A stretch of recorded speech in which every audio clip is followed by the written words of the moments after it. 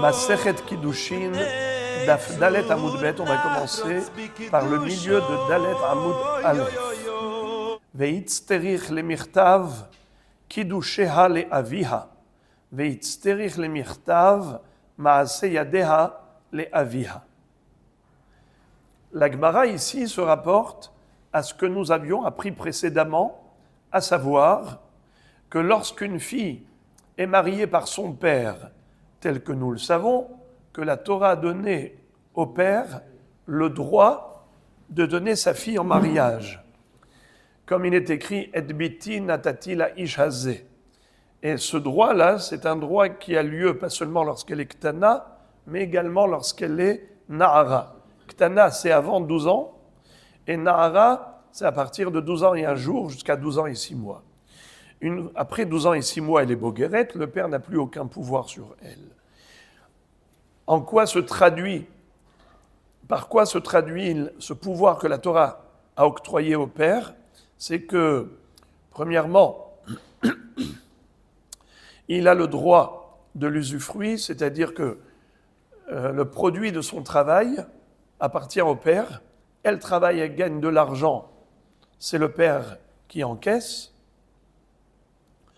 Lorsqu'il s'agit de la marier, le père peut non seulement la donner en mariage, mais en plus, c'est lui qui encaisse. Le kesef des kiddushin, c'est lui qui l'obtient. Également le kesef de son travail, qu'on appelle en hébreu maaseh yadeha leaviha. D'où apprend-on ces deux halachot? Comme quoi le père, c'est lui qui va empocher l'argent des kiddushin de sa fille lorsqu'elle est nahara, pas seulement lorsqu'elle est ktana. Et également, d'où apprend-on qu'il empoche l'argent des kiddushin? Ça veut dire que quand le hatan dit au père, voici l'argent que je te donne pour que tu me donnes ta fille en mariage, bitra mekudeshet li bekesef ze kedat Moshe veIsraël. Que ce soit tabarat, il faut surtout ne pas croire que tabarat c'est indispensable. Les gens ils se sont habitués à avoir une tabarat, mais c'est à l'origine c'est kesef, c'est pas tabarat. Alors tabarat c'est juste shavé kesef. Donc le papa a le droit d'empocher l'argent des kiddushin lorsqu'il donne sa fille en mariage, pas seulement lorsqu'elle est ktana, mais même lorsqu'elle est na'ara. Qui est-ce qui se souvient des deux psukim? De quel pasuk on apprend que kiddushé na'ara, kesef kiddushé na'ara leaviha, et de quel pasuk on apprend que kesef maaseh yadeha leaviha? Concernant les kiddushin, on l'apprend du pasuk veyatzah hinam en kasef. Pourquoi la Torah se répète? Évidemment, si c'est hinam, donc c'est en kesef, c'est pour dire que en kesef le adon ze, aval yesh kesef le adon acher. Dans le sens où, quand elle sort du cadre de l'esclavage, elle sort librement, elle n'a pas besoin de payer pour acheter sa liberté. C'est-à-dire que Veyatzah hinam en kasef. Mais c'est seulement lorsqu'elle sort du cadre de l'esclavage qu'elle n'a pas besoin de payer pour se racheter. Par contre, lorsqu'elle sort du cadre paternel, elle sort du foyer familial pour entrer dans le foyer de son mari. À ce moment-là, le mari, le hatan, quand il donne de l'argent pour l'acquérir, cet argent, il doit le reverser au père. Yesh kesef le adon acher. En kesef le adon ze. Aval yesh kesef le adon acher. Il y a deux adon. Il y a adon classique, le maître, et il y a adon, c'est le père. Quand elle sort du adon, elle n'a pas besoin de payer. Elle sort en liberté gratuitement. Mais c'est seulement de ce Adon-là que En Kasef. Mais pour sortir de chez son père, il faut qu'il touche de l'argent. Lequel argent? Kiddushin. Reversé par qui? Par le Hatan. Voilà. Ça, c'était un limoud. Quel était le deuxième limoud, les amis? Maase yadeha le aviha. Le pasouk duquel on déduit que le produit financier de la main-d'œuvre de la fille revient au père, à savoir qu'elle doit reverser à son papa le salaire de son travail, on l'apprend du pasouk Vechimkor ish et bito le ama. Si un homme vend sa fille pour être une servante, mais c'est évident s'il la vend, donc c'est qu'elle est servante, quel est l'intérêt de la Torah de rajouter ce mot? C'est pour dire que non seulement lorsqu'il peut la vendre concrètement, à savoir quand elle est ktana, que le salaire lui revient évidemment, car s'il peut la vendre pour travailler, c'est que le produit du travail lui revient, mais même lorsqu'il ne peut plus la vendre, à savoir quand elle est nahara, malgré tout, si elle travaille et qu'elle gagne un salaire, ce salaire reviendra au père. C'est cela l'intention de la Torah quand elle a rajouté le mot Léama. Eh bien, ça nous fait deux références.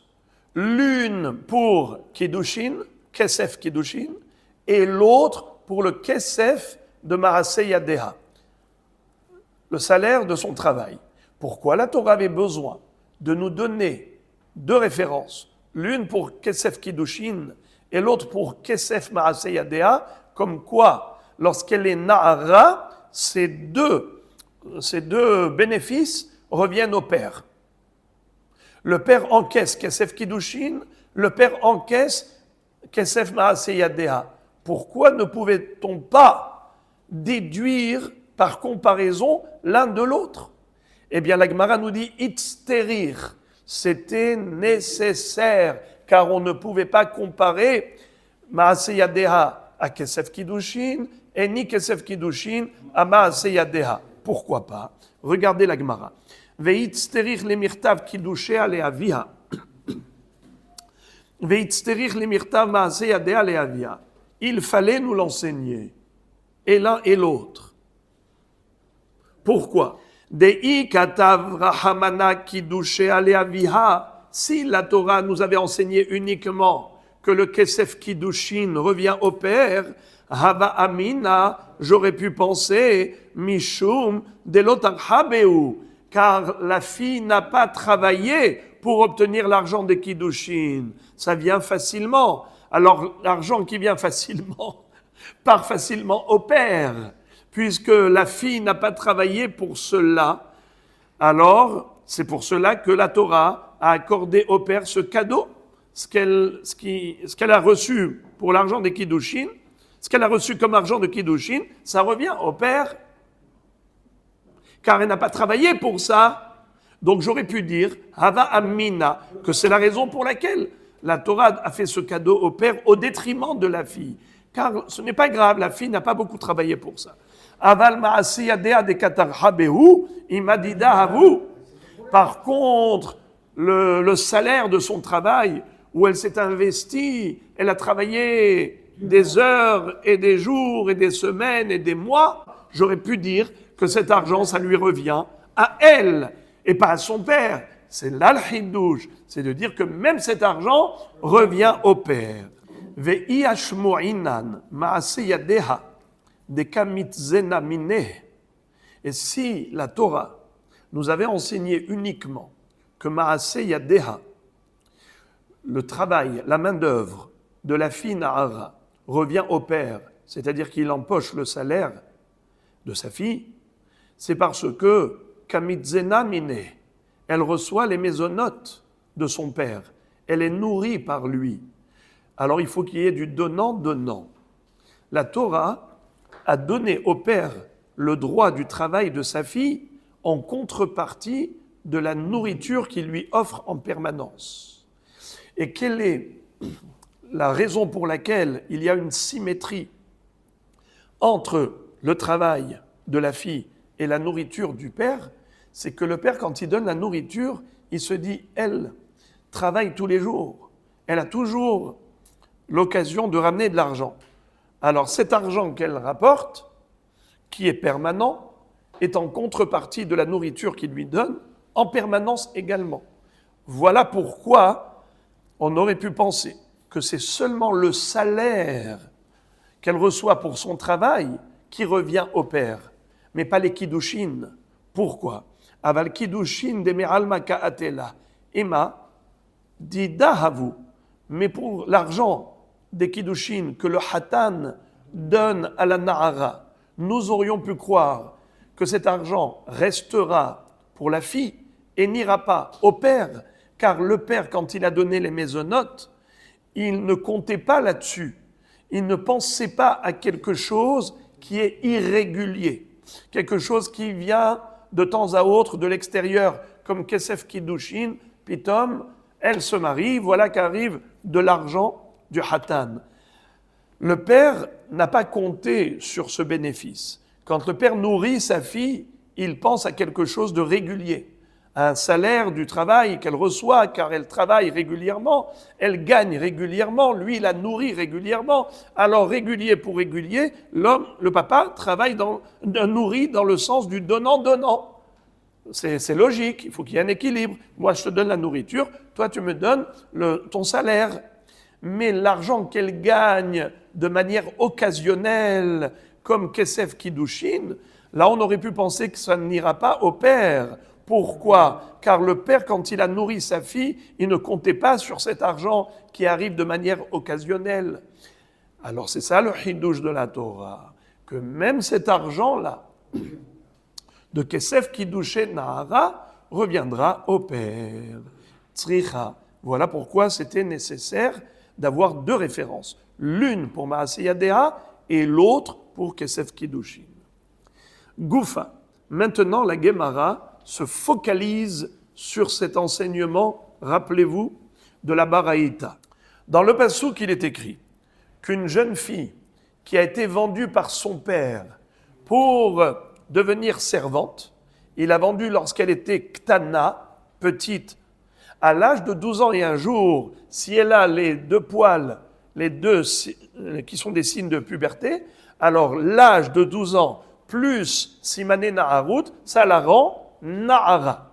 Dès qu'elle est Nahara, elle n'est plus Ketana, Beyatz Ahinam en Kasef. Elle sortira gratuitement de chez son maître. Elle n'a pas besoin de payer pour se racheter. Pourquoi la Torah s'est répétée?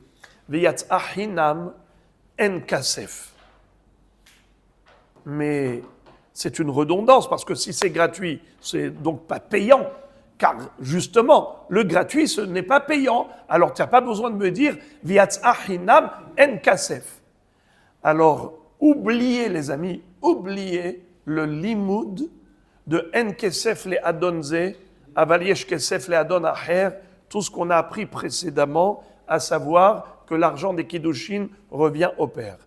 Faites un reset, oubliez ça. Hop. On a un nouveau limoud qui est celui de la Braïta, qui parle de toute autre chose. La Torah, quand elle s'est répétée en disant Veyatz Ahinam en Kasef, c'est pour dire à quel âge la jeune fille qui est servante, vendue par son père, peut sortir en liberté. À quel âge? Est-ce que c'est Bimé Bagrout ou Bimé Naharut? Je rappelle qu'une jeune fille a 3 tranches d'âge. Katnout, Naharut, Bagrout. Avant 12 ans, elle est Ktana. Entre 12 ans et 12 ans et demi, elle est Nahara. Au-delà de 12 ans et demi, elle est Bogeret. Quand elle est enfant ou adolescente ou adulte, les halachot vont changer. Quand elle est ktana, elle peut être vendue. Quand elle est bogeret, elle est totalement autonome. Elle est complètement majeure. Elle n'est pas du tout soumise à son père. Tout le produit de son travail, tout ce qu'elle va gagner, Metsiata, tout, c'est pour elle, rien au père. Le père a encore un droit sur sa fille, bien qu'elle n'ait plus ketana, et il ne peut plus la vendre. Tout de même, elle a shevach ne'ureha le'aviha. Elle doit reverser à son père tous ses bénéfices tous ses gains, tout, elle reverse à son père. D'accord ? Même l'argent des Kiddushin, on vient de l'apprendre, ça revient à son père, d'accord. Mais, ici, il y a un Hiddush, lequel ? Par rapport à l'âge de la sortie en liberté. C'est cela ce que la Braïta nous enseigne.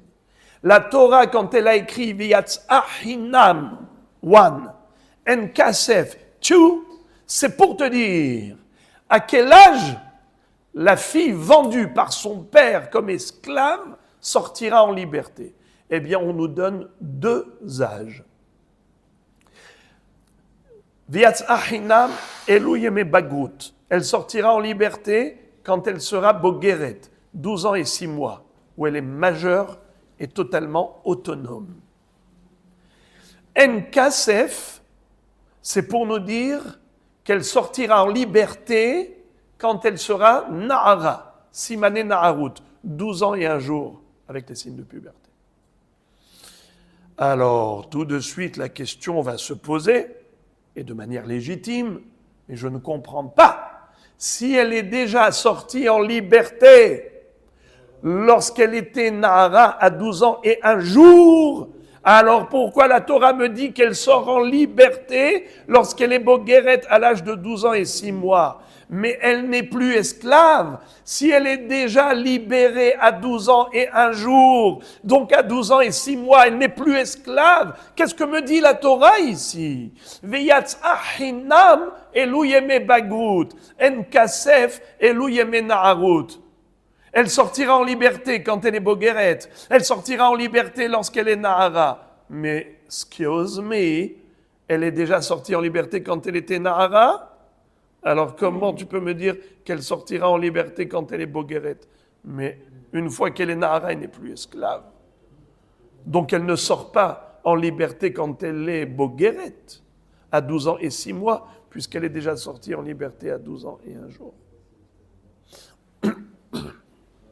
Reprenons. Goufa, v'yatzah hinam, elu yeme bagut, en kasef, elu yeme na'arut. La Gemara pose la question, elle dit, v'lichtov rahamana na'arut, ve'loba et bagut. Je comprends pas que la Torah écrive juste que la fille sort en liberté quand elle est na'ara, et on n'a pas besoin d'écrire qu'elle sortira quand elle est bogeret, parce que ça n'a aucun sens, c'est inutile, puisqu'elle est déjà libérée. Réponse lumineuse. Amar Rabba, Bazé, Velimed Alze. Mide Dehava, Atosha Vesachir.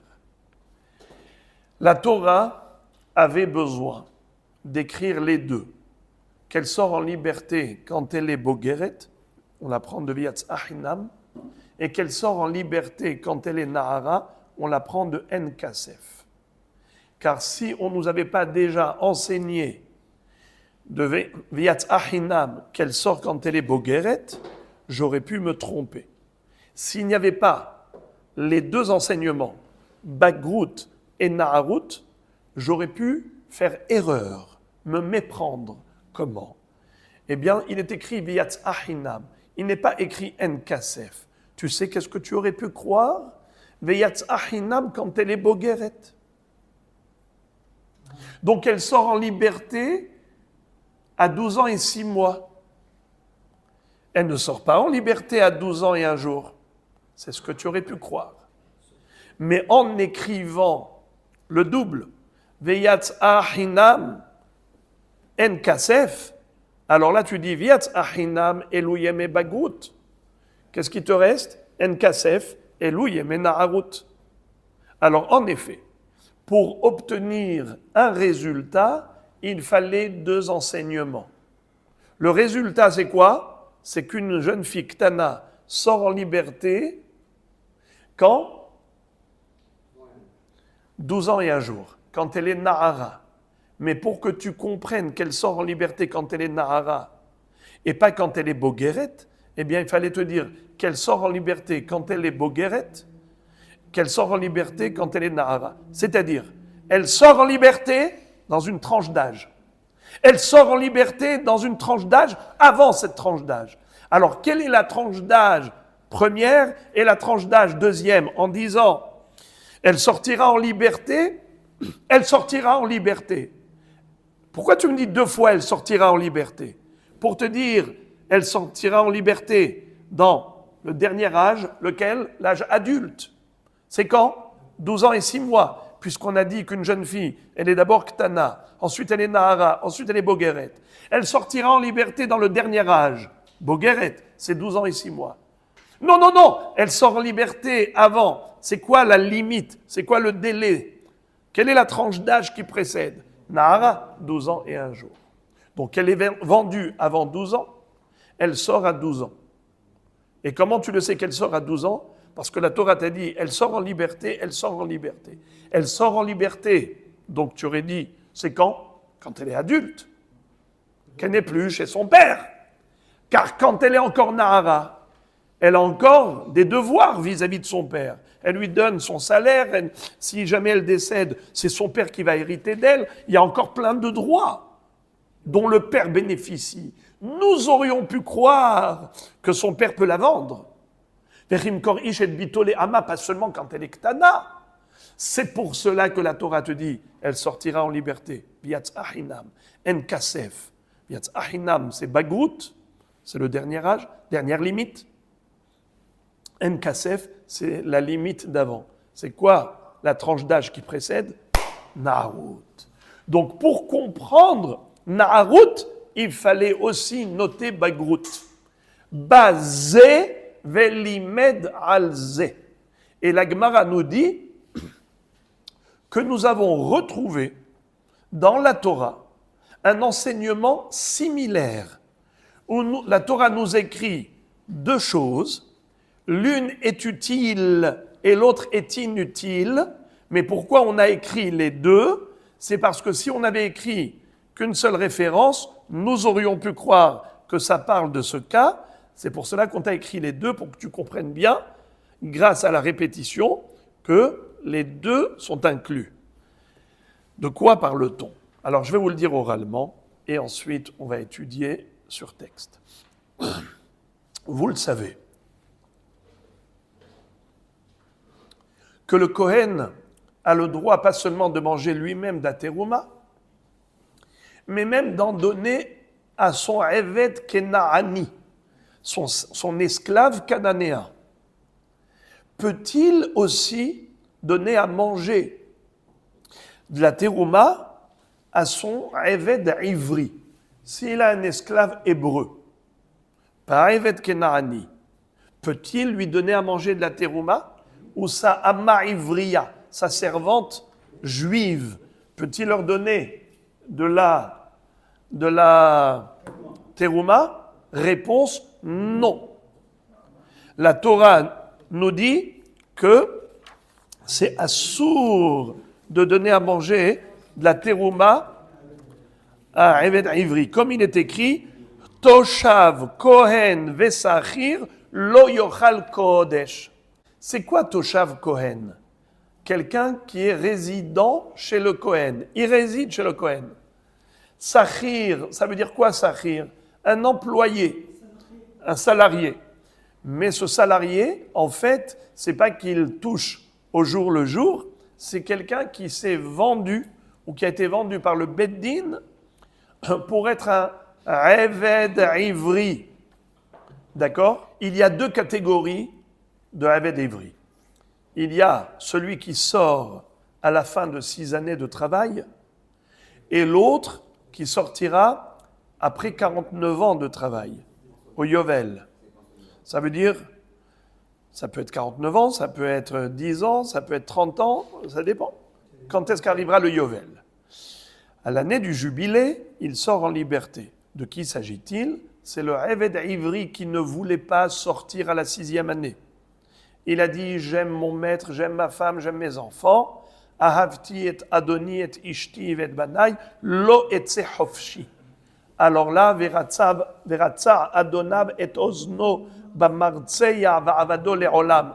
Son maître l'amènera au Beddin, on va lui poinçonner l'oreille et il restera esclave jusqu'au Yovel. La Torah nous dit, Toshav kohen vesachir lo yochal bo. Toshav, ça fait allusion à un résident permanent. C'est celui qui va rester chez son maître jusqu'au Yovel. Sachir, ce n'est pas un salarié classique qui travaille au jour le jour, il est payé pour des heures de travail. On parle de quelqu'un qui a été vendu comme esclave et qui va travailler jusqu'à la 6e année. Alors, les deux, celui qui va rester jusqu'au Yovel, qu'on appelle Toshav, Vesachir, celui qui va sortir à la 6e année, tous les deux sont frappés d'interdiction de manger la terouma. Lo yochalbo. Et ce pour quelle raison? Car un juif n'est jamais vendu à un autre juif. Un esclave kenaani, gufo kanouy. Son corps est acquis par son maître juif, comme son hamor, comme son cheval, comme sa voiture. C'est un objet qui est acquis. Mais un juif qui est Eved Ivri, son corps n'est pas acquis. C'est juste un travail qu'il doit à son maître. C'est juste un travail. Alors, il y a celui qui travaille jusqu'au Yovel, et il y a celui qui travaille jusqu'à la 6e année. L'un et l'autre, étant donné qu'ils n'appartiennent pas foncièrement à leur maître Kohen, ils n'ont pas le droit de manger la terouma comme peut manger le Evet Kenaani, qui est Gufo Kanouy, dont le corps est foncièrement acquis. Alors maintenant, la question se pose. La Torah a écrit Toshav Kohen Vesachir Lo Yochalbo. Le Eved Nirtza, le Eved Ivri poinçonné, qui travaille jusqu'au Yovel. Et le Eved Ivri qui est Sachir, qui travaille que 6 ans. Lo Yochalbo ne mangera pas la terouma. Franchement, la Torah avait besoin de m'enseigner les deux, mais c'est Kalva Homer. Si déjà le Toshav qui va travailler jusqu'à 50 ans, lui n'a pas le droit de manger la terouma, à plus forte raison celui qui va travailler jusqu'à la 6e année. C'est sûr qu'il ne peut pas manger la terouma. Alors pourquoi la Torah avait besoin de le dire? Il va sans dire. Hachamim vont répondre ainsi. Si la Torah avait écrit uniquement Toshav Kohen Lo Yochalbo, nous aurions pu croire que veut dire le mot Toshav? C'est celui qui travaille que 6 ans. Celui qui est chez le Kohen que pour 6 ans.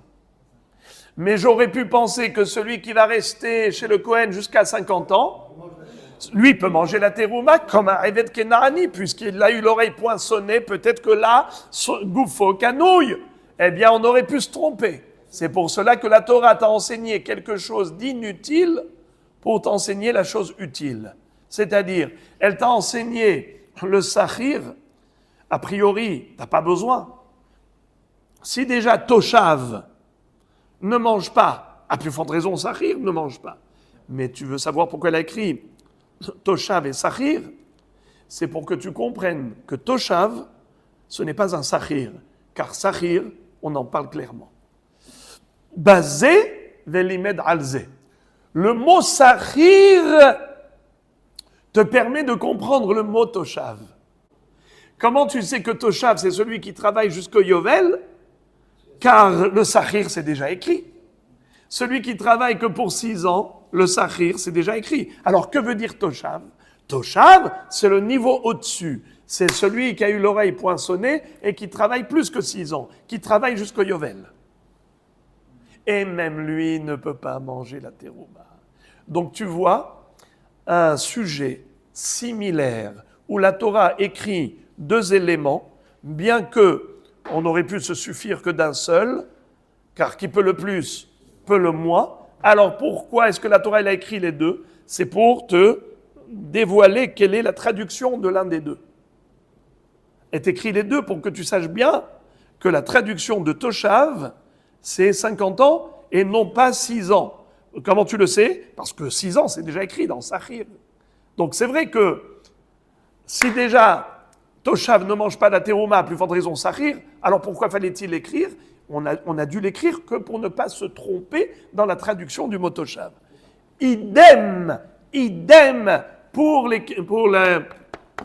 pour la sortie en liberté de la servante. La servante juive, vendue par son père quand elle était petite, à quel moment elle sort en liberté? À 12 ans et demi, quand elle est boguerette, ou bien à 12 ans et un jour, quand elle est nahara? Est-ce qu'elle sort Bessimane Naharut ou Bessimane Bagrout? Bessimane Naharut. On a déjà dit que c'est Bessimane Naharut, mais comment tu le sais? Parce que la Torah, elle a écrit les deux. V'yatzah hinam Bagrout. En kasef Naharut. Si on avait écrit que V'yatzah hinam, tu n'aurais pas su qu'on parle de Naharut. Tu aurais dit, mais on parle de Bagrout, qui est la dernière limite. Pour que tu comprennes qu'il ne faut pas attendre la dernière limite, c'est-à-dire la troisième tranche d'âge d'une jeune fille qui est Bagrout, pour que tu comprennes qu'elle sort déjà à la deuxième tranche d'âge qui est Naharut, il fallait écrire Bagrout. Car Bagrout te permet de comprendre que En-Kasef, c'est Naharut. Donc l'élément révélateur, c'est la Bagrout. Bagrout a révélé la Naharut. Car s'il y avait écrit que V'yatzah hinam, je n'aurais pas su que V'yatzah hinam, ça parle de Naharut. J'aurais pu croire que ça parle de Bagrout. Pour que tu comprennes que En-Kasef, c'est Naharut, eh bien il fallait écrire déjà V'yatzah hinam, Bagrout. Voyez-vous la similitude entre l'histoire de Toshav Cohen et Sachir par rapport à la Terouma et l'histoire de V'yatzah hinam En-Kasef par rapport à Bagrout et Naharut. C'est qu'on a un élément qui est inutile en soi, mais il sert pour la révélation. Il est un élément révélateur. C'est juste pour nous révéler la compréhension, la juste compréhension d'un autre sujet. Comme par exemple le Toshav, le Sachir nous révèle c'est quoi Toshav. Car si on n'avait pas écrit Sachir, on aurait pu croire que Toshav c'est Sachir. Alors il a fallu écrire Sachir pour que tu comprennes que Toshav, même le Toshav ne mange pas de terouma. Là aussi, V'yatzah hinam En-Kasef. S'il y avait écrit que V'yatzah hinam, j'aurais dit Bagrout. Alors comment je sais Naharut? En-Kasef. Donc le V'yatzah hinam me révèle que En-Kasef c'est Naharut. C'est beau? Alors, vous allez voir tout de suite la question nucléaire que la Gemara va poser sur ce pirouche. Mais avant, on va d'abord étudier sur texte. Mide dehava atoshav vesachir. Detania. Toshav zekanui kinyan olam. Qu'est-ce qu'un eved qui est toshav, résident? Un toshav, un résident. Zekanui kinyan olam. Aidez-moi s'il vous plaît, traduisez-moi ça. C'est le eved ivri qui travaille définitivement. Qui peut me dire de quoi on parle? Bravo. Le mot olam, c'est comme la Torah nous dit, va'avado le olam, définitivement, mais il ne faut pas se tromper. On parle du jubilé. Olamo shel yovel, car chaque 50 ans, c'est un olam à part. Quand la Torah nous dit qu'un Eved Ivri, après 6 ans, s'il veut rester travailler, on lui poinçonne l'oreille et il travaillera définitivement. C'est quoi définitivement? Va'avado le olam, olamo shel yovel, jusqu'à 50 ans. Pas plus. Même s'il veut, il ne peut pas rester plus que yovel. Donc, olam, c'est 50 ans. Alors, qu'est-ce que ça veut dire toshav zekanui kinyan olam? Un Eved Ivri qui est acheté définitivement, c'est quoi? Non! Toshav, c'est le nirtza qui travaille jusqu'au yovel. Très bien. Sachir, zekanui kinyan shanim. Sachir, c'est qui le sachir? Celui qui travaille pour 6 ans. Alors, la Braïta pose la question, Yomar Toshav et le Yomar Sachir. Alors, la Torah aurait pu se suffire juste de Toshav et pas besoin de Sachir. Pourquoi? Ve'ani Omer, et moi je vais raisonner de moi-même en disant, Kanui kinyan olam eno ochel, kanui kinyan shanim lachol sheken. Si déjà celui qui est acquis pour le Yovel, pour 50 ans, ne peut pas manger de la terouma, à plus forte raison celui qui est acheté que pour 6 ans. c'est sûr qu'il ne peut pas en manger. Alors pourquoi la Torah avait besoin d'enseigner les deux? Ilouchen, si c'était ainsi, qu'il n'était écrit que Toshav, et il n'y avait pas écrit Sachir, Haïti Omer, j'aurais pu dire en me trompant, j'aurais pu dire par erreur, Toshav, Zekanoi Kinyan Shanim. La traduction du mot Toshav, j'aurais dit, c'est qui ce résident? C'est celui qui ne travaille que 6 ans. Aval Kanoi Kinyan Olam, Ochel.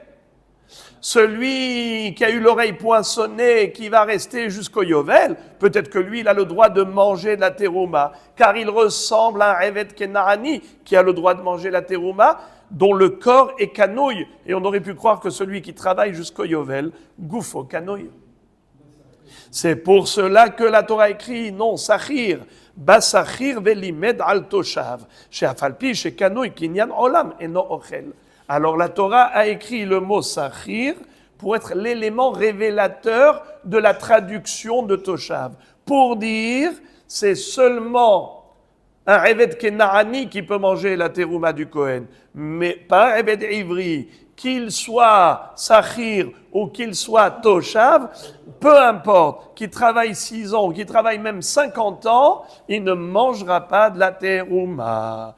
Donc tu vois que bien qu'on aurait pu faire un Kalva Homer, si déjà celui qui travaille jusqu'à 50 ans ne peut pas manger la terouma, à plus forte raison celui qui ne travaille que 6 ans qui ne peut pas manger. Pourquoi la Torah avait besoin de préciser les deux? C'est pour être un élément révélateur.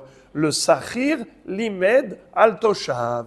Grâce au mot Sachir, je comprends la traduction du mot Toshav. Comme quoi Toshav, c'est celui qui est résident permanent, qui est là jusqu'à 50 ans.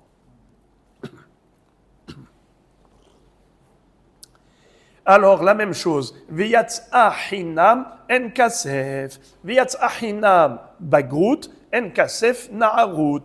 Pourquoi est-ce qu'on nous a écrit qu'elle sortira en liberté quand elle sera bogeret?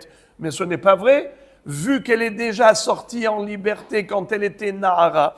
Donc, pourquoi tu écris les deux? Ça paraît complètement inutile. Alors, c'était pour être un élément révélateur. Ça veut dire quoi, révélateur? Pour nous dire que la traduction de Viyatz, à quel moment elle sort en liberté, c'est quand elle est Nahara. Car s'il y avait écrit que Viyatz Ahinam, j'aurais pu croire quand est-ce qu'elle sort en liberté? Quand elle est Bogeret. Maintenant qu'on a écrit les deux, Viyatz Ahinam en Kasef, eh bien la Bagrout nous a révélé qu'elle sort en liberté quand elle est Nahara. Bravo les amis. Mais maintenant, écoutez la kouchia nucléaire. Autant vous êtes satisfait maintenant, autant vous allez être frustré dans quelques secondes. Regardez la kouchia d'Agmara, bombardesque. L'Agmara dit Amarlé Abaye. Qui est-ce qui pose la question? Comme toujours, Abaye. C'est le génie. Le génie par excellence, c'est Abaye. Toutes les questions bombes, c'est Abaye. Amar Abaye, midami, mais quel rapport? Hatam tregoufeninhu. Dechi nami katav rahamana, toshav nirtza, lo yochal, ve'adar katav idach, hava sachir milta deatia bekal vachomer, ou milta deatia bekal vachomer, tarach ve'katav lakra, elahacha, had gufai, ki nafkala bena'arut, bagrut maïbaya gabé.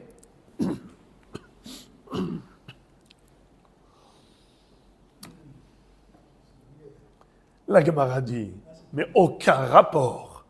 Aucun rapport. Ces deux sujets que tu as voulu comparer sont juste incomparables. Pourquoi? Un toshav, c'est quoi? C'est un Eved Ivri qui a l'oreille poinçonnée. Il travaille jusqu'au Yovel, jusqu'à 50 ans. D'accord? S'il était au début du Yovel. Celui qui est Sachir, c'est un Eved Ivri qui sortira la 6e année. Rabotai. Imaginons Monsieur Cohen. Il a 2 Avadim. Un à droite. Il s'appelle Réhouven. Il est Sachir. Il travaille que pour 6 ans. Et un à gauche. il a l'oreille poinçonnée, car après 6 ans de travail, il a souhaité rester chez son maître. Et lui, il travaille jusqu'au Yovel. Comment on appelle celui qui est à droite? Sachir. Comment on appelle celui qui est à gauche? Toshav. Donc Réhouven et Sachir, ils travaillent 6 ans, et Shimon et Toshav, ils travaillent jusqu'à 50 ans. La Torah vient et elle nous dit, Réhouven et Shimon ne peuvent pas manger la terouma. Et toi, tu vas dire, mais c'est normal, si déjà Shimon, qui reste là jusqu'à 50 ans, il ne peut pas en manger, à plus forte raison Réhouven, qui est là que pour 6 ans, qu'est-ce que tu as besoin de me le dire? Il va sans dire. Réponse, il va sans dire, mieux vaut le dire. On a une règle, que parfois la Torah, elle t'écrit quelque chose qui était tout à fait logique. Et j'aurais pu le comprendre de moi-même par logique. Par raisonnement d'a fortiori. Écoutez comment ça se dit en araméen. Milta de atia bekalva homer tarach bekatav lahkra. Même une chose qu'on peut déduire par raisonnement de kalva homer, la Torah peut, tarach, se donner la peine de l'écrire, si on peut ainsi dire. Elle fait l'effort de l'écrire explicitement, bien que on n'avait pas besoin de le dire. Ça va de soi. Je le comprenais de moi-même par Kalva Homer. Malgré tout, la Torah l'a écrit. Milta deatia be Kalva Homer, tarach bekatav lakra. Alors, ok, ça arrive. Que la Torah t'écrive même des choses logiques. Par exemple, la Torah t'a écrit « Ne tue point ». Lotirtsa. On avait besoin de te le dire. Et pourtant, on l'a écrit. Ça fait partie des 10 commandements. Ça arrive que la Torah écrive des choses qui paraissent logiques. Nachon, comme on dit en français, répétons. Inutile de le dire, mieux vaut le dire. D'accord? Mais là, ça c'est bon pour Toshav et Sachir. Mais quel rapport avec V'yatzah hinam en kasef? V'yatzah hinam, ça parle de Simané Bagrout, 12 ans et 6 mois. En kasef, Simané Naharut, 12 ans et 1 jour. Ribono shel olam, on parle de la même fille, on ne parle pas de 2 filles différentes. Une qui va sortir quand elle est Bogueret et l'autre quand elle va sortir quand elle est Nahara, comme le Toshav qui est Réhouven et Sachir qui est Shimon. On ne parle pas de ça. On parle de la même fille, la même. On va l'appeler Dina. Dina, elle est sortie en liberté à 12 ans et 1 jour. Alors la Torah me dit, Dina, elle va sortir à 12 ans et 1 jour. Et elle va sortir à 12 ans et 6 mois. Quoi? Mais si elle est sortie à 12 ans et 1 jour, elle n'est plus là pour sortir à 12 ans et 6 mois. Mais ça, c'est du faux. C'est du vrai faux. Ça veut dire quoi que la Torah nous écrive quelque chose de faux? Je répète la question. Dans Réhouven et Shimon, un Toshav et un Sachir, les 2 choses sont vraies. C'est vrai qu'il y en avait un que c'était inutile, je pouvais l'apprendre par Kalva Homer, mais la Torah malgré tout me l'a écrit. Comme on a dit, il va sans dire, mieux vaut le dire, mais les 2 choses sont vraies. Réhouven n'a pas le droit de manger la terouma, et Shimon n'a pas le droit de manger la terouma. Les 2 enseignements sont vrais. Ça correspond à une réalité. Mais de me parler de 2 tranches d'âge, de me dire la fille elle sort en liberté quand elle est Bogueret, elle sort en liberté quand elle est Nahara, alors il y a un enseignement qui n'a aucun sens, qui ne correspond à aucune réalité. Pourquoi? Parce que si tu me dis que la fille elle sort en liberté quand elle est Nahara, tu n'as pas besoin de me dire qu'elle sort... Excusez-moi. Si tu... Non. On écrit les 2. Elle sort quand elle est Bogueret, elle sort quand elle est Nahara. Mais ce que tu me dis, elle sort quand elle est Bogueret, c'est du faux. La Torah ne peut pas écrire du faux. Veyatzah hinam elu yeme bagrout. En kasef elu yeme naharut. Mais si on parle de la même jeune fille qui est Ama Ivriya, si elle est sortie en liberté quand elle avait 12 ans et 1 jour, alors que veut dire la Torah quand elle me dit elle sortira en liberté à 12 ans et 6 mois? Mais de qui tu parles? C'est qui cette fille? Montre-la-moi. celle qui sort en liberté quand elle est bogueret. Mais il n'y en a pas aucune. Parce qu'elle ne peut pas sortir en liberté puisqu'elle n'est plus esclave depuis 12 ans et un jour. Alors ne me dis pas qu'elle sort en liberté à 12 ans et 6 mois. Vous avez compris, mon énervement, c'est... Moi j'ai compris la réponse. Non, attendez.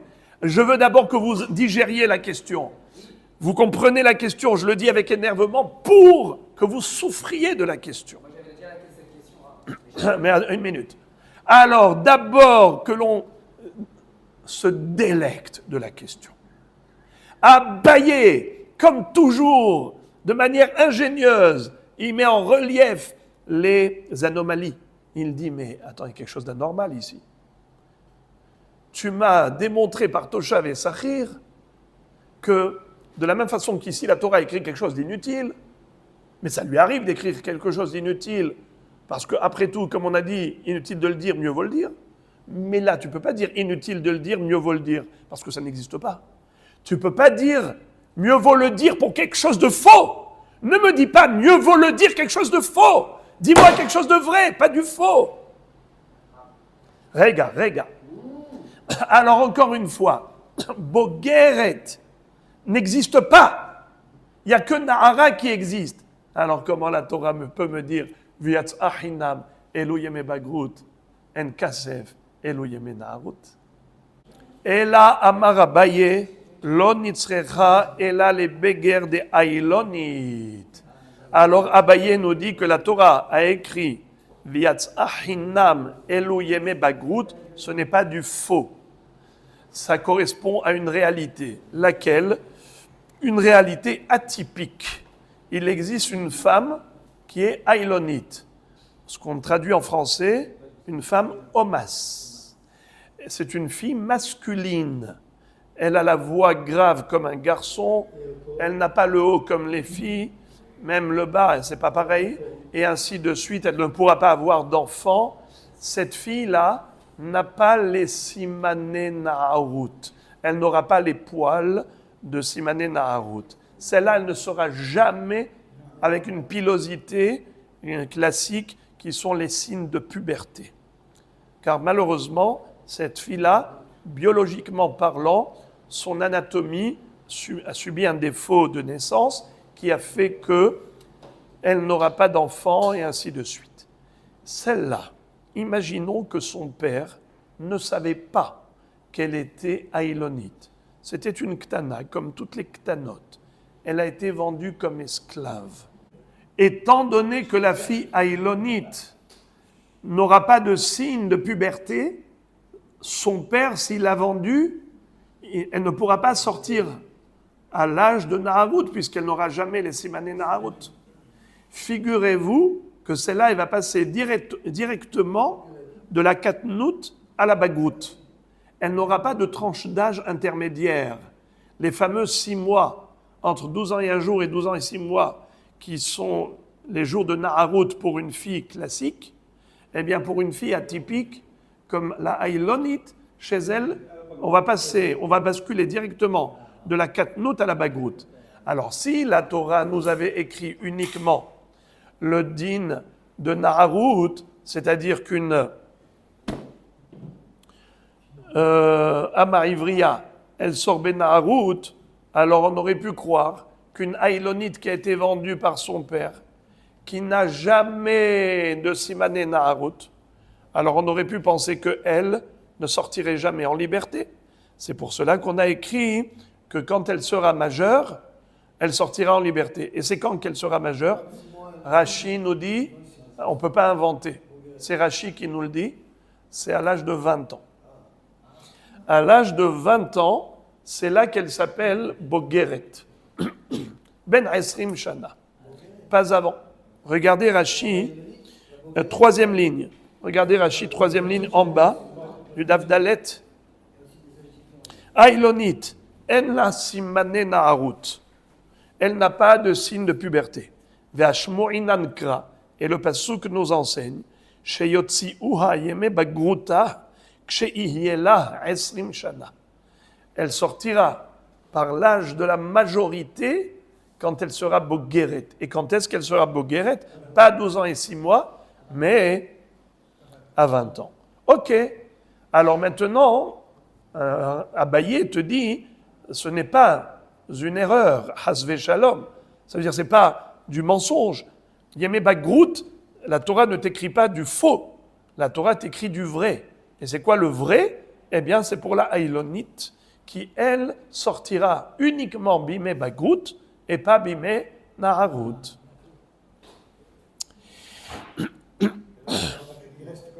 Matkif la mort Baravashi.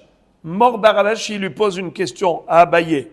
Il lui dit, Velav kalva homeru, uma simanim she'en motzi'in mirshut av, motzi'in mirshut adon, bagrut she'motzi'a mirshut av, enodin she'motzi'a mirshut adon. Ravashi va dire à Abaye, c'est beau ce que tu as dit, c'est beau, mais même cela, c'est inutile. Car la Torah n'avait pas besoin de préciser qu'une haïlonite sortirait en liberté à l'âge de la bagroute, à 20 ans. Car ça va de soi. Pourquoi ça va de soi? Car si déjà la Naharut, Uma Simanim, she'en motzi'in mirshut av, motzi'in mirshut adon, on a une règle. Une fille qui a été vendue par son père, elle était esclave. À quel âge elle sort en liberté? À l'âge de 12 ans et un jour. Comment ça s'appelle? Simané Naharut. Dès qu'elle aura l'âge de 12 ans et un jour et 2 poils, les deux poils qui sont des signes de puberté, elle sort en liberté. Rabotaï, est-ce qu'elle sort de chez son père également? À l'âge de 12 ans et un jour, avec les signes de puberté, est-ce qu'elle sort du réchou de son père? La Nahara. Bravo. Non. La preuve, si elle décède, qui est-ce qui va hériter d'elle? Son père. Si elle travaille, qui empoche l'argent? Le père. Si elle se marie, qui empoche l'argent? Le père. Elle n'est pas sortie de chez son père. Donc les simané Naharut, motzi'im mirshut adon, enam motzi'im mirshut av. Eh bien regarde, Kalva Homer. Si déjà les simané Naharut, qui n'ont pas la capacité de faire sortir une fille de chez son père, Nahon, même si les simané Naharut ont la force de faire sortir une fille du Adon, mais ça n'a pas la force de faire sortir la fille de chez son père, Nahon. On est d'accord? Alors, Bagrout, Shemotzia Mirshut Av, Enodin, Shemotzia Mirshut Adon. La Bagrout, 12 ans et 6 mois, c'est Yémé. Bagrout, on est d'accord? À 12 ans et demi, elle est sortie de la tutelle de son père. Bagrout, c'est l'autonomie totale d'une jeune fille. Elle devient adulte à 12 ans et 6 mois. Son père n'a plus aucun droit. Zéro. Il ne peut plus la marier malgré elle. Si elle travaille, elle n'a pas besoin de reverser à son père, il n'a plus aucun droit. Ok? Alors maintenant, la bagroute, si elle est capable de faire sortir une fille de chez son père, à plus forte raison que la bagroute peut faire sortir une fille de chez son maître. Alors la haïlonite, tu m'as dit qu'elle n'a pas de naharut. Elle bascule directement de katnout à bagroute. Mais je suis sûr que la bagroute, à l'âge de 20 ans, peut la faire sortir de chez son maître. Car même si son père l'avait vendue comme esclave, à 20 ans, elle devrait sortir en liberté. Pourquoi elle devrait sortir en liberté? Parce que si déjà la Naharut, qui n'a pas la force de faire sortir une fille de chez son père, peut faire sortir une fille de chez son maître, alors la Bagrout qui peut faire sortir une fille de chez son père, c'est sûr qu'elle peut faire sortir une fille de chez son maître. Donc la Haïlonite, qui n'a pas de Naharut, mais elle a une Bagrout, c'est sûr que cette Bagrout peut la faire sortir de chez son maître. Pourquoi la Torah avait besoin de l'écrire? Veyatz ahinam, elu yeme Bagrout, en kasef, elu yeme Naharut. Boker tov. Mais si une Haïlonite, tu me dis, on a besoin d'écrire dans la Torah Bagrout pour la Haïlonite, parce qu'elle n'a pas de Naharut, alors au moins elle sortira de chez son maître quand elle sera Bogeret. C'est pour ça que la Torah elle a écrit Viatz Ahinam. T'as pas besoin. C'est totalement inutile. Car Kalba Homer, Si déjà la bagroute peut faire sortir du père, c'est sûr que la bagroute peut faire sortir du maître. Alors pourquoi la Torah l'a écrit? La question revient. Pose Mor Baravashi. Et là, Mor Baravashi, l'onitzrecha ela le'ikar zvina de ailonit. Mor Baravashi dit, tu veux savoir pourquoi la Torah a écrit Veyatz ahinam elu yeme bagrut? Je vais t'expliquer pourquoi. C'est pour te dire qu'une ailonite, son père peut la vendre. À quel âge son père l'a vendue? Avant 12 ans? Hein? Bah oui, avant 12 ans, Badaï.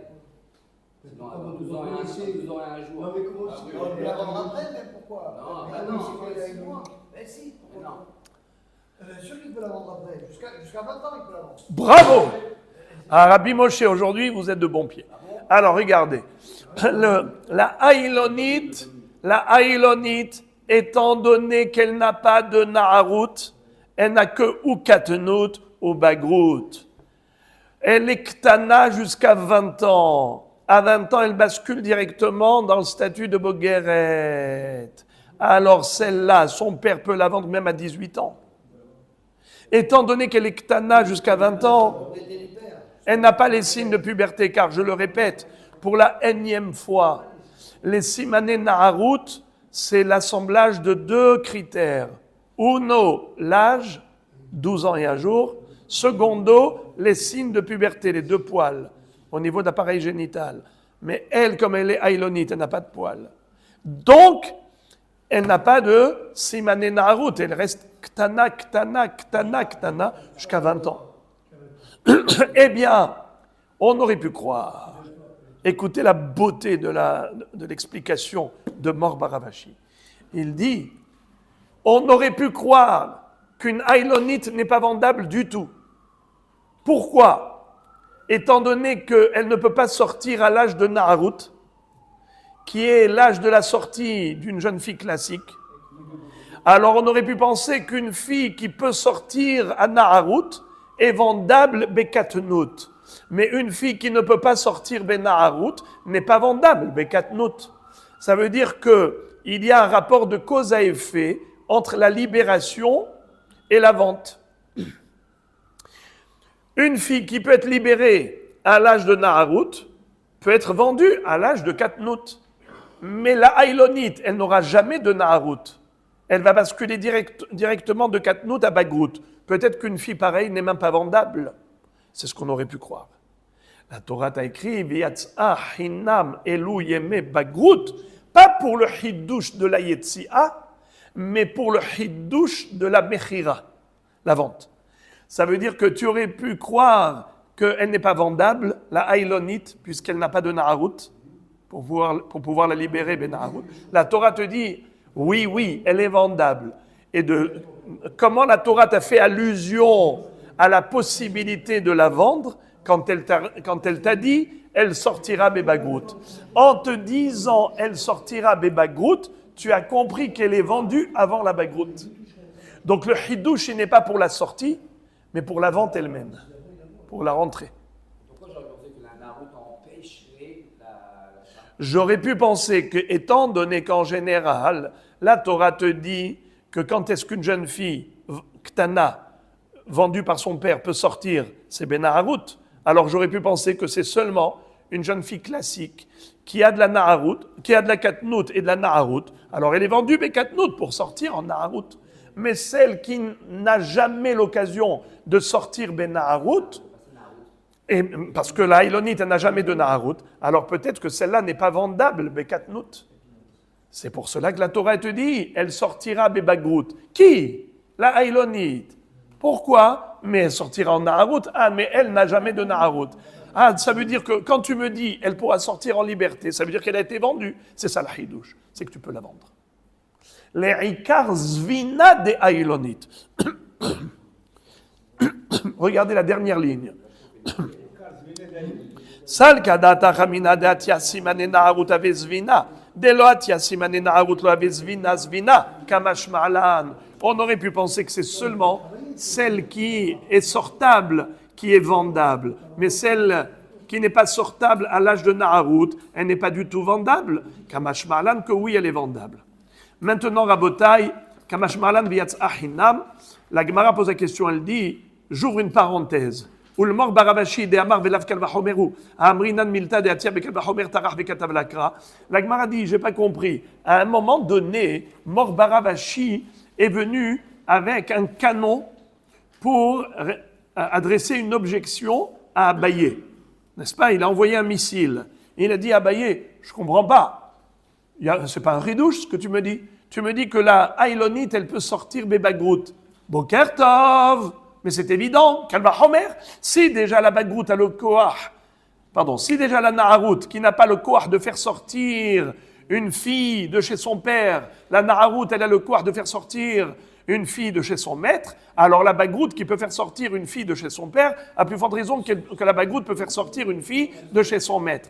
C'est Kalva Homer, donc c'est inutile de l'écrire dans la Torah. C'est ça la Kushia de Mor Baravashi, c'est ça le missile qu'il a envoyé à Abaye, c'est ça la Kushia. Mais la réponse, elle est facile. On l'a déjà dit tout à l'heure, que parfois la Torah nous écrit des choses même qui étaient logiques. C'est vrai que tu aurais pu le savoir par le Kalva Homer. Tu aurais pu connaître cette halakha par Kalva Homer. Mais la Torah, elle peut faire l'effort d'écrire même quelque chose qui est logique.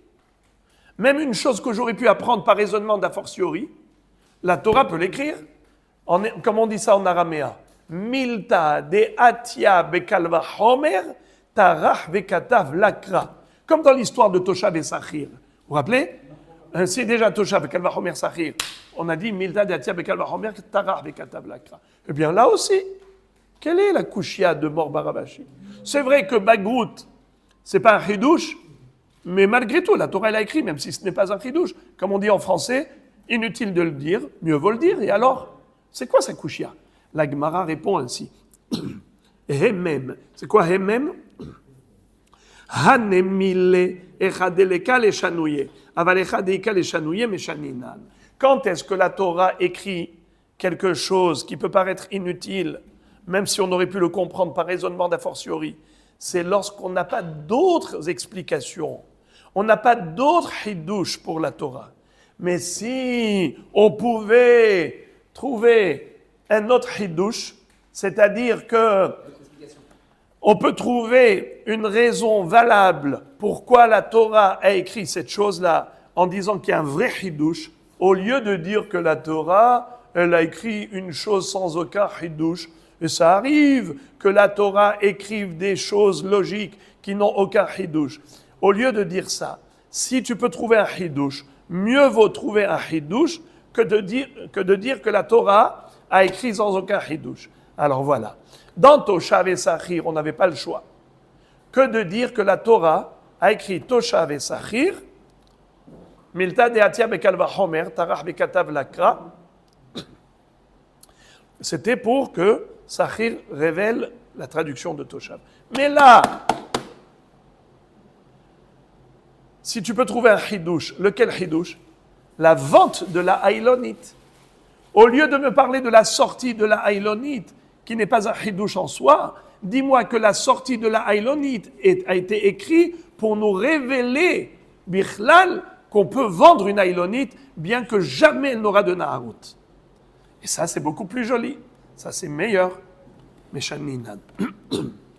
Et maintenant, la Gemara va s'arrêter sur ce qu'on avait appris, vous vous rappelez, V'yatz achinam en kasef. Il y a un autre Tana qui se sert de ce même pasouk, non pas pour nous dire à quel âge la Ktana elle sort en liberté, mais ça a été écrit pour nous dire que l'argent des Kiddushin revient au papa.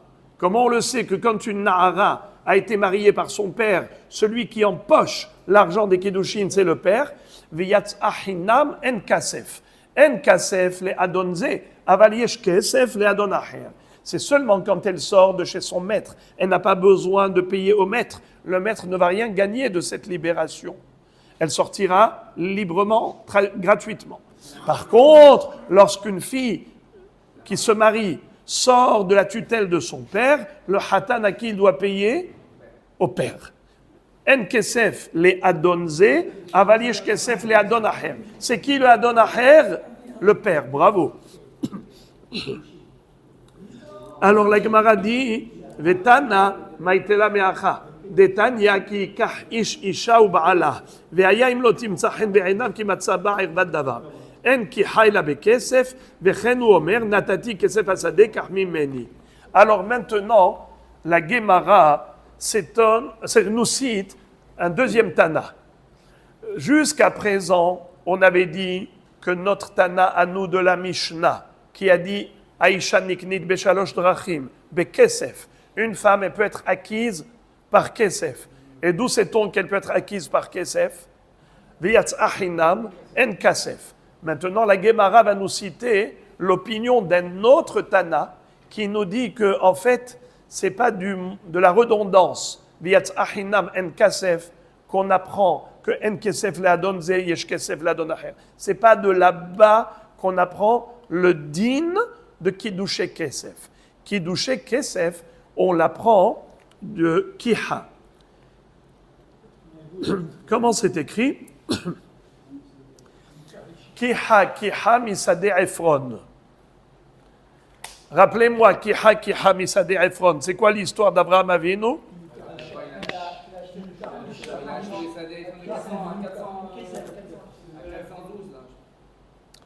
Abraham Avinu avait payé à Ephron 400 shekalim de kesef, 400 shekel kesef, envers la sohia. Et là-bas, il est écrit le verbe la kahat, prendre. Natati kesef asade, kah mimeni. J'ai donné l'argent pour payer le champ, prends cet argent, kah mimeni. Donc tu vois que le verbe kah a été appliqué à l'argent. Il est écrit à propos d'une femme qui se marie, qui kah ish isha, lorsqu'un homme prend une femme. Comment l'homme prend la femme? Eh bien avec de l'argent, en payant kesef pour les kiddushin. C'est comme ça que par cette gezerah shava, kiha misade Ephron, on a compris kiddushe kesef. Je répète encore une fois. Vetana maitela meacha. Des Tanya, la Gemara nous dit, et un autre Tana déduit Kiddushe Kesef du pasuk suivant, comme il est écrit dans la braïta suivante, Ki kach ish isha u ba'ala. Dans Parashat Kitetse, il y a un pasuk qui dit, si un homme prend une femme, ve'ayim lo timtza chen be'enav ki matza ba'ir vadavar. La Gemara cite la suite du pasuk, ça ne nous concerne pas, mais si déjà elle cite le début du pasuk, elle cite également la suite. C'est quoi? Que si jamais cette femme ne plaît plus à son mari parce qu'il a trouvé des choses qui étaient légères dans son comportement, Matzabair Vadavar, alors il lui donne le guet et ainsi de suite. Qu'est-ce que nous voyons dans ce pasouk? Un homme, il prend une femme pour se marier. En kiha ela bekesef. Comment un homme, il prend une femme? En payant de l'argent pour les kiddushin. Vechenu omer, natati kesef asade kah mimeni. Comme Abraham Avinu, il a payé de l'argent pour acheter le champ et il a employé le verbe kah. La Gemara pose une question, plutôt la Baraïta. La Baraïta elle-même pose la question et elle dit Ve'alodinu, pourquoi avait-on besoin de cette Gezerah Shava?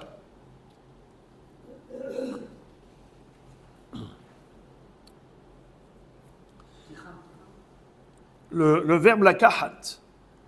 Kiha misede Ephron. Pourquoi on a besoin de ça? Ve'alodinu. C'est quoi din? Qui peut me dire c'est quoi din? Non. Non. Din, c'est pas la loi ici. Ici, din, c'est pas la loi. Ve'alodinu.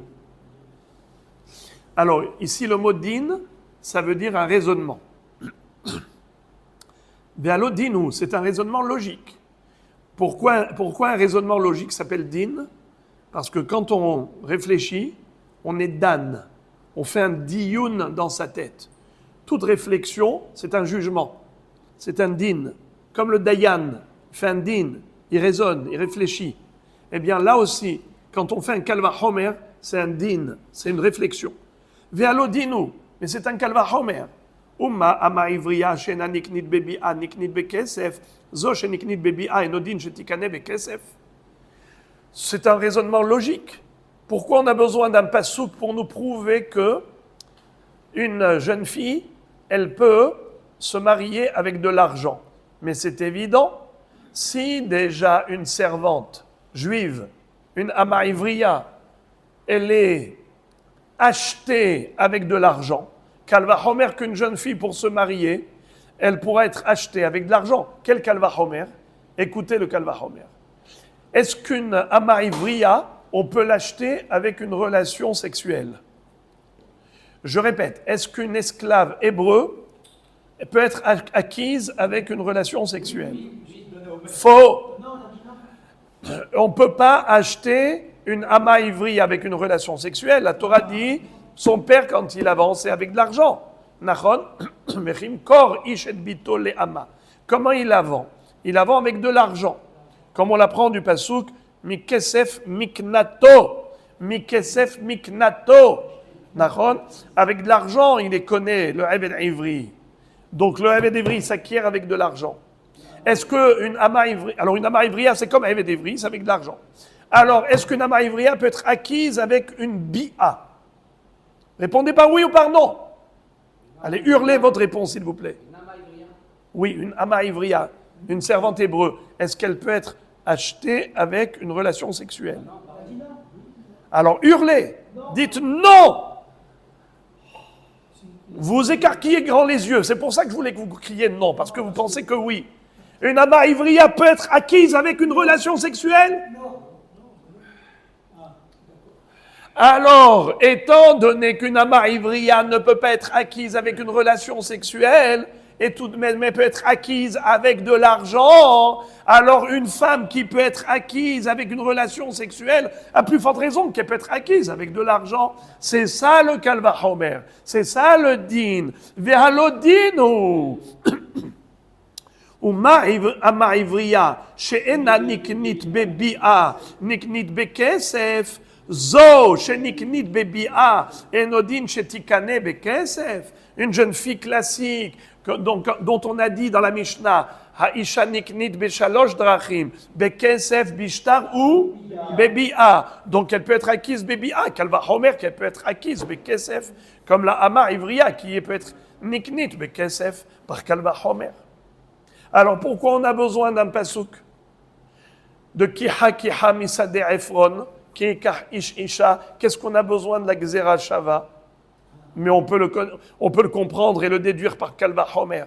Répétons la question. Pourquoi a-t-on besoin d'une Gzera Shava? On peut le déduire par Kalva Homer. La Braïta répond. Ce Kalva Homer, on peut le réfuter. Ce raisonnement logique, on peut le réfuter. Comment? Yebama tochiyah sheniknit bebi'a ve'ena niknit bekesef. La Yebama est la preuve du contraire. Un homme qui est décédé, sa femme, il a laissé sans enfant, lui n'a pas eu de progéniture, alors sa femme doit faire iboum avec le frère du défunt. Dites-moi les amis, comment le Yabam va acquérir la Yebama? Comment? Bravo, par la Bi'a, une relation intime. Alors écoutez ça.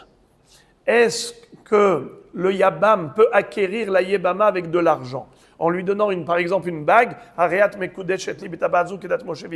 Est-ce que c'est possible, oui ou non? Non, pas possible. C'est des rabbinats. Bravo. Il peut que midera banane. Ça, c'est une institution rabbinique. Mais Minatora, ça n'existe pas, Kedushe Kesef. La Yebama, elle peut être acquise que avec une relation intime, Bia, mais pas avec Kesef. Alors la Gemara dit, tu vois, ton Kalva Homer, il ne marche pas.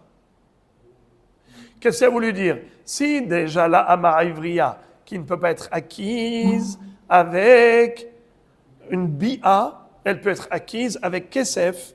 Alors une jeune fille juive qui veut se marier, si déjà elle peut être acquise avec Bi'a, à plus forte raison qu'elle peut être acquise avec Kesef. C'est faux. Je te donne une preuve que c'est faux. C'est que la Yebama peut être acquise Bi'a, et on le sait qu'elle ne peut pas être acquise Kesef. Minatora, il n'y a pas de Kiddush Kesef. Alors, comment tu fais ce Kalva Homer? Kalva Homer est tombé à l'eau. Vers Et donc, Rabotai, ça explique pourquoi il fallait la Gezerah Shava. Si le Kal Vachomer est tombé à l'eau, il nous fallait la Gezerah Shava, Kiha, Misade Ephron. Alors, la Gemara dit, non, c'est pas vrai. La Yebama n'est pas une réfutation. Pourquoi? Male Yebama sheken en niknit bishtar, tomar bezo sheniknit bishtar. La Yebama, tu veux savoir pourquoi elle n'est pas acquise be kesef, parce qu'elle n'est pas acquise non plus bishtar. Elle n'est acquise que bébia. Mais la jeune fille qui peut être acquise bébia et bishtar, eh bien peut-être qu'elle est acquise aussi bekesef par Kal Vachomer. Alors on reprend le Kal Vachomer. Puisque la réfutation a été réfutée, le Kal Vachomer revient à sa place. Et on va faire un Kal Vachomer basé sur 2 points.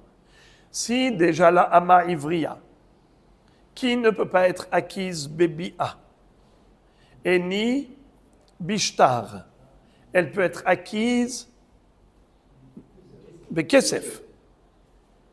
Alors la jeune fille qui peut être acquise soit bébia, soit bishtar, c'est sûr qu'elle peut être acquise bekesef. Kal Vachomer. Alors, le Kal Vachomer, il tient la route. Alors la Braïta conclut, Talmud Lomar qui ikach ish isha. Voilà pourquoi on avait besoin de la Gezerah Shava.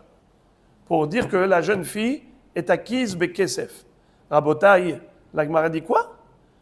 Talmud Lomar qui ikach isha. Halamalikra ha'atiala. Je ne comprends pas. Tu es en train de dire une chose et son contraire. Un paradoxe comme celui-ci, on n'a jamais vu. La Braïta conclut avec un non-sens comme on n'a jamais vu un contresens pareil. Elle te dit, alors le Kal Vachomer, il tient bien, il tient la route. Voilà pourquoi il fallait la Gezerah Shava. Mais Ribono Shel Olam, si tu as un Kal Vachomer, tu n'as pas besoin de Gezerah Shava, tu es en train de dire une chose et son contraire. Tu marches sur la tête, là. Amar Ravashi te dit, Mishum de Kalememar, mais Ikara de Dina Pirra. Car en réalité, on aurait pu remettre en cause le Kal Vachomer, mais Ikara de Dina. Alors, mes frères et mes amis, je vais vous révéler ce que dit Rashi, mais Ikara de Dina Pirra. Rashi dit qu'il y a 2 façons comment casser un Kal Vachomer. Soit par une démonstration externe, soit par une démonstration interne.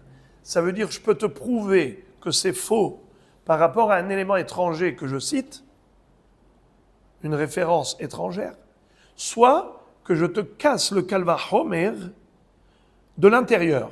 Je te prouve que ta logique, à la base déjà, elle est réfutable. Comment? Amar Ravashi mishum de kalememar, me'ikara de din apircha.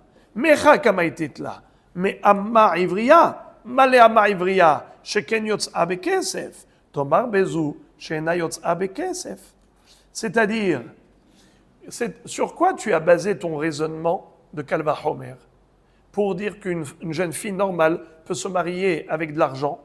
Parce que tu as dit ici déjà une Amma Ivriya qui ne peut pas être acquise Bébia et ne peut pas être acquise Beshtar. Elle peut être acquise Bekesef. Kal Vachomer, une jeune fille qui peut être acquise Bébia ou Beshtar, c'est sûr qu'elle peut être acquise Bekesef.